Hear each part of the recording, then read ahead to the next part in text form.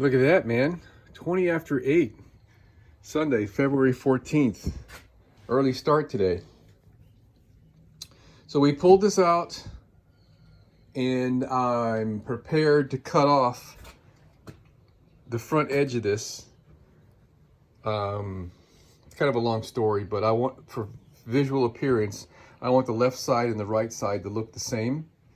And the longer board that's right here came out 3/4 of an inch shorter than the one on the other side of the bus.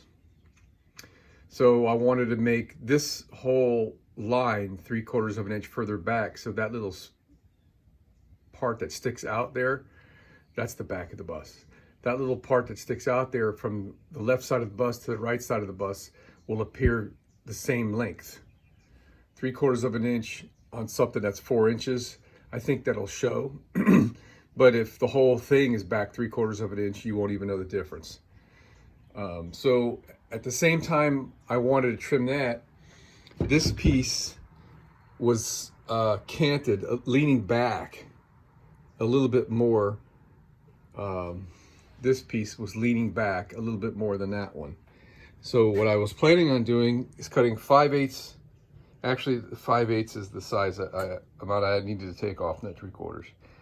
I was going to take 5/8 off of an inch off of this, but then I realized I could straighten it out at the same time. If I take from 5/8 at the bottom and 1/2 inch at the top, that'll straighten it out by 1/8 of an inch.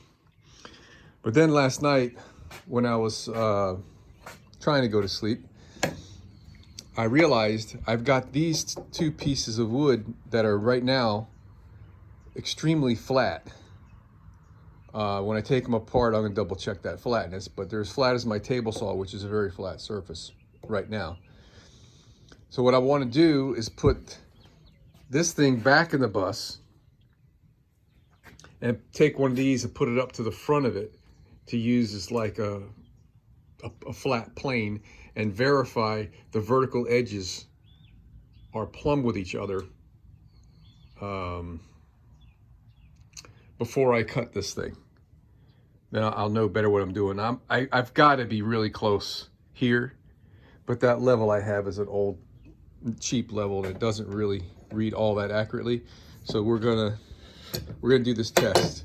So for now, first thing we got to do, got to get the bus open, and we got to get this thing apart. Hopefully it's not stuck. It should just come right apart, like there's no glue between them at all, but sometimes a little dot of glue will get on one or something, you know, kind of like that right there, you know, just a little thing of glue ends up sticking together. So let's get this apart and see how it looks. And I'll probably sand it off too, you know, sand off all this glue. And these are also due to be trimmed here. They're not exactly the same length, and I got to cut this spline off. So maybe I'll do all that before I do my monkeying around.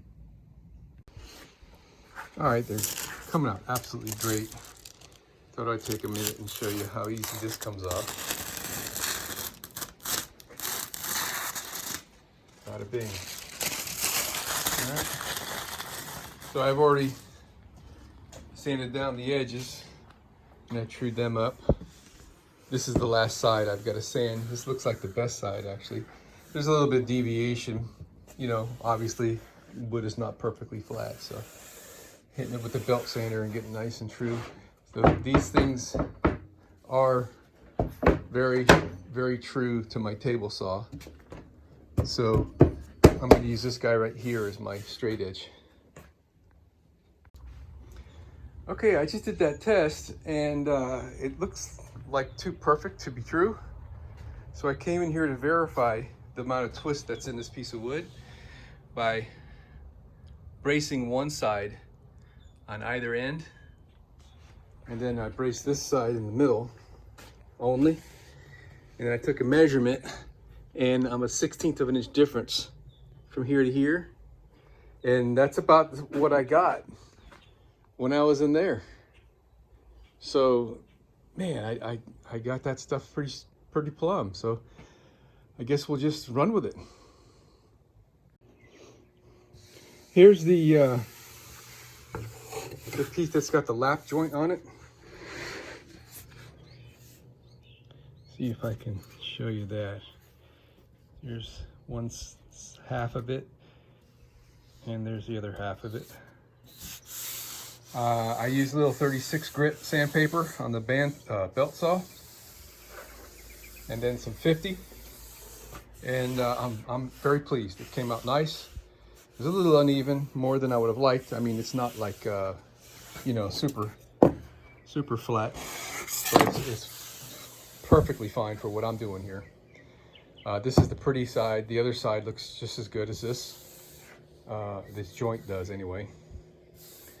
Now we're going to work on the grooves, and I already put some joint compound on the shelves so those can sit and cure. I would have done it on here too, so it could cure. Yeah, maybe I will do it in these holes anyway, because I'm going to be handling this. Yeah, I think I'll go ahead and load up these holes since those are going to take a while to dry. All right, man, I'm feeling groovy. So we're all set up here. This is the third or fourth, however you want to look at it, tall cabinet.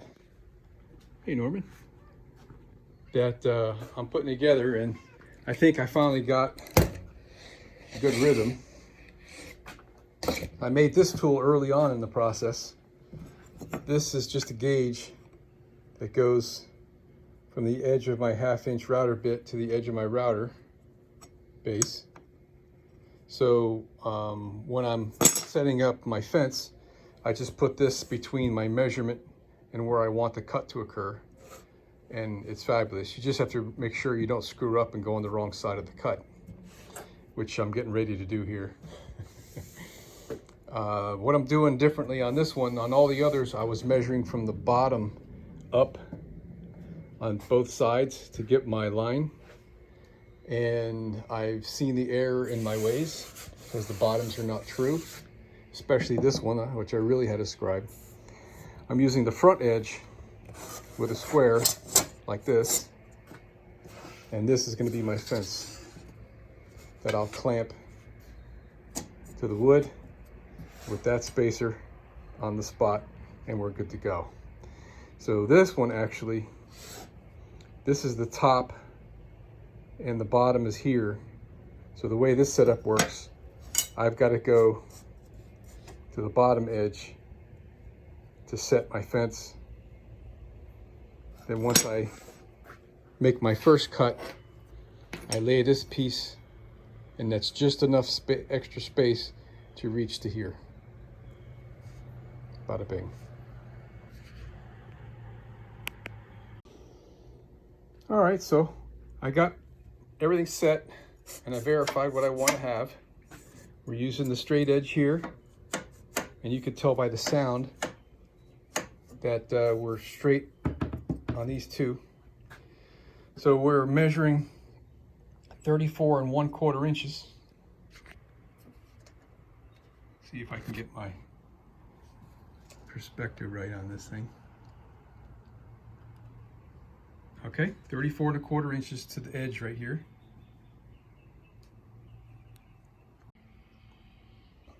Ooh, I had to sneeze, sorry about that. All right, and so we're at 34 1/4 inches, and we're square to the front with this. So our fence is ready. We're ready for our first cut. We'll move this out of the way. We'll move this out of the way. We're gonna make our cut, and we're gonna come back with this guy.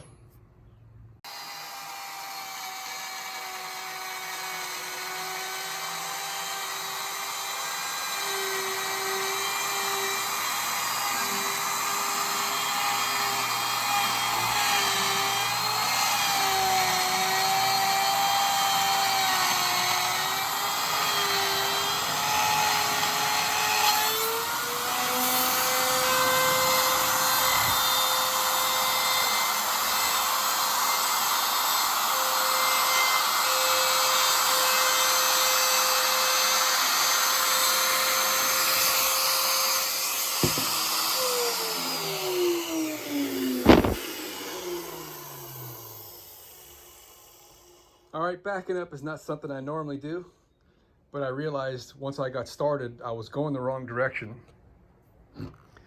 which doesn't make a lot of difference. The direction is clockwise as it sits. So when I'm running this way, the clockwise direction is trying to push my router away from my fence. All right, so that's generally not what I like doing. So, and I've been running 2 passes on these anyway, just to make sure I got it nice and even down in there. So, all right, so we're gonna start over here. We're gonna put our router in that groove. This I'm not gonna be able to video because that's a 2-hander. And there you have it. Perfect cut. Let me get a piece. Excuse me, Norman. How about that, huh? Perfect every time. All right, onward and upward. Okay, mistake number 4,729. This groove was not supposed to go all the way to the end. I did the same thing on the last one. Needs to stop at that line. At least I caught myself before I did this one. So there's the stop line. That's because this piece is wider than that piece.